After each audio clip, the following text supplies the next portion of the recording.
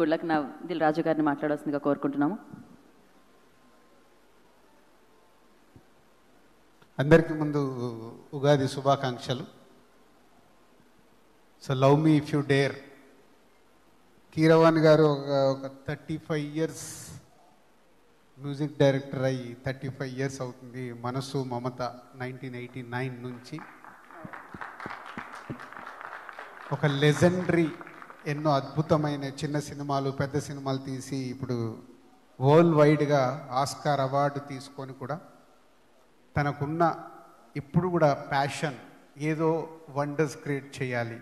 Wonder ఏదైనా create చేయాలంటే ఇలాంటి అందరూ కొత్త వాళ్ళు, యంగ్ పీపుల్ ఉన్నప్పుడే జరుగుతుంది. సో అలాంటి వండర్ కీరవాణి గారు ఈరోజు చరిత్రలో నిలిచిపోయే ఒక ద్వారా ఒక పాట పాడియడం అనేది ఎప్పటికీ కీరవాణి గారి పేరు ఎవరు చేశారు అని చరిత్ర చూసినప్పుడు ఓన్లీ ఎంఎం కీరవాణి గారి పేరు ఉండబోతుంది. ఒక పాటని ఒక ఎక్స్పెరిమెంటల్గా ద్వారా చేయడం అనేది సార్ థ్యాంక్ యూ సార్. అది ఈ యంగ్ బ్యాచ్ ఒక కొత్త సినిమాగా ప్రయత్నం చేసే దాంట్లో మీ కొత్త ప్రయోగం చాలా అద్భుతంగా ఉంది. So thank you very much Keeravani గారు. అండ్ ఈ సినిమాని కీరవాణి గారికి మనం అన్ని పాటలు చూసాం. ఈ పాటల్లో చేసిన ప్రయోగాలు నాకు తెలుసు, ఎందుకంటే ఈ సినిమాలో ముందు అనుకున్నప్పుడు 4 పాటలే. సో అరుణ్ నాగా ఎక్కడెక్కడ వస్తాయని 4 పాటలు చెప్పారు. మొన్న కీరవాణి గారి దగ్గరికి బ్యాక్గ్రౌండ్ స్కోర్కు సినిమా వెళ్ళిన తర్వాత, లేదు అరుణ్ ఇగో ఇక్కడొక పాట వస్తుంది, ఇక్కడొక పాట వస్తుంది అని దాన్ని ఇప్పుడు 7 songs ఆల్బమ్గా తయారు చేశారు. థ్యాంక్ యూ సార్ దానికి కూడా. ఎందుకంటే ఒక సినిమాని బ్యాక్గ్రౌండ్ స్కోర్లో ఇక్కడ ఎలా వస్తే బాగుంటుందని మీ 35 సంవత్సరాల ఎక్స్పీరియన్సే ఈరోజు లవ్ మీకి యూజ్ అయింది. సో ఇప్పుడు ఆట కదా శివ సాంగ్ ఏదైతే విన్నారో అది ముందు స్క్రిప్ట్లో లేదు. కీరవాణి గారు ఆ సిచ్యువేషన్ని చూసి ఇక్కడ ఈ పాట వస్తే బాగుంటుంది అని చేసి నాకు నాగా ఒకరోజు నైట్ 10 o'clock ఎప్పుడు సాంగ్ పంపించాడు. సార్ ఈ సాంగ్ వినండి. ఏ సాంగ్ అన్నాను. సార్ మీరు వినండి అన్నాడు. అరే ప్లేస్మెంట్ చెప్పు అన్న. నేను ఏం చెప్పాను సార్, మీరు విన్నాక కాల్ చేయండి అన్నాడు. విన్న తర్వాత ఐ గాట్ వైబ్స్. ఆట కదరా శివ ఎక్కడొచ్చి ఉంటుంది ఏంటని నేను ఇమ్మీడియట్లీ నాగాకు ఫోన్ చేసి, నాగా చాలా అద్భుతంగా ఉంది సాంగ్, అయితే హాంట్ చేస్తుంది, ఒక వైబ్రేట్గా ఉంది ఏంటి అని అంటే అప్పుడు నాగా చెప్పడం జరిగింది, సార్ ఇది కీరవాణి గారు ఈ ప్లేస్మెంట్ కోసం కొత్తగా అనుకున్న సాంగ్ అని. ఇప్పుడు మీరు విన్నారు. నాకు తెలుసు ఆ పాట వెళ్తూ వెళ్తూ రేపు సినిమాలో చూసినప్పుడు మామూలుగా వైబ్ ఉండకూడదు. ఎందుకంటే దాంట్లో కీరవాణి గారే లిరిక్స్ బోసు గారితో రాయించుకొని బర్ని గారిది మొదటి పదం తీసుకొని చేశారు.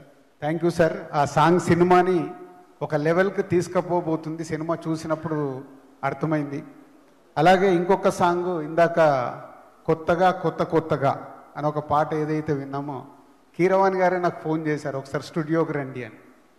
ఎప్పుడు ఈ సినిమా విషయంలో నేను కీరవాణి గారు మాట్లాడుకున్నది ఎప్పుడు లేదు. అదే ఫస్ట్ టైం కీరవాణి గారు ఫోన్ చేస్తే స్టూడియోకి వెళ్తే చెప్పేస్తాను, అది క్లైమాక్స్లో వచ్చే పాట, ఈ రీల్ చూడండి అని చూపిస్తే ఆ సాంగ్ విన్నప్పుడు మళ్ళీ ఒక వైబ్, అంటే టోటల్ సినిమాని రౌండప్ చేయడానికి అక్కడ కీరవాణి గారే లిరిక్ రాసి చేసిన సాంగ్. కొత్తగా ఇందాక సింగర్ పాడుతుంటే అది కూడా ఒక వైబ్గా ఉంది.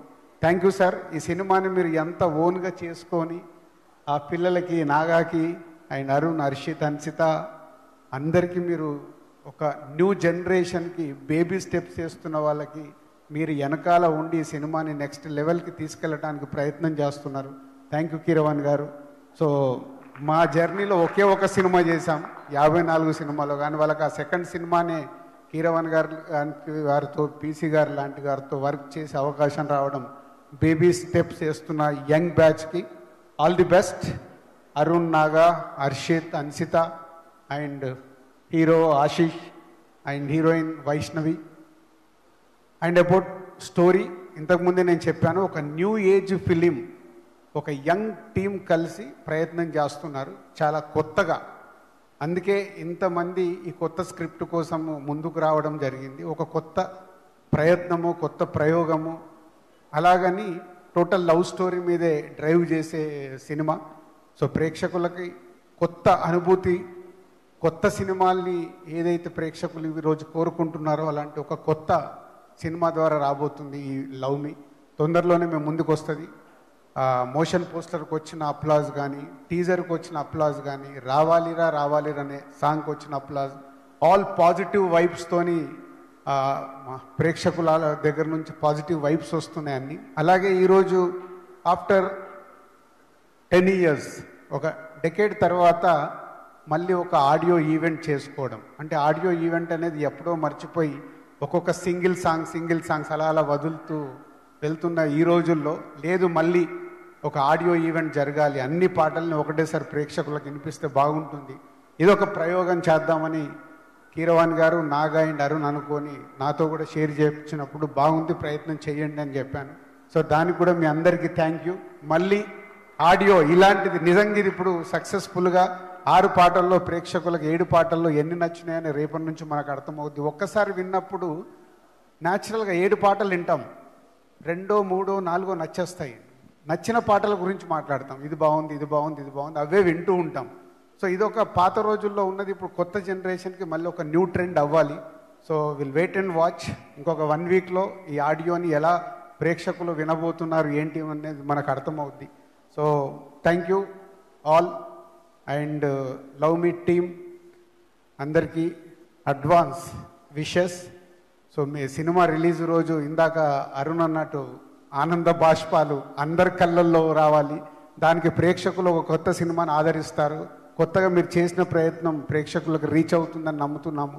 So all the best old team. Thank you Dil Raju garu, thank you so much. And yes, మామూలుగా అయితే పేరుకు ముందు ఏమీ చెప్పొద్దు అంటారు, కాకపోతే లెజెండరీ మ్యూజిక్ డైరెక్టర్ ఆయన, ఆస్కార్ అవార్డ్ని మనందరికీ తీసుకొచ్చి పెట్టిన మ్యూజిక్ డైరెక్టర్ ఆయన. మరి ఆలస్యం చేయకుండా కీరవాణి గారిని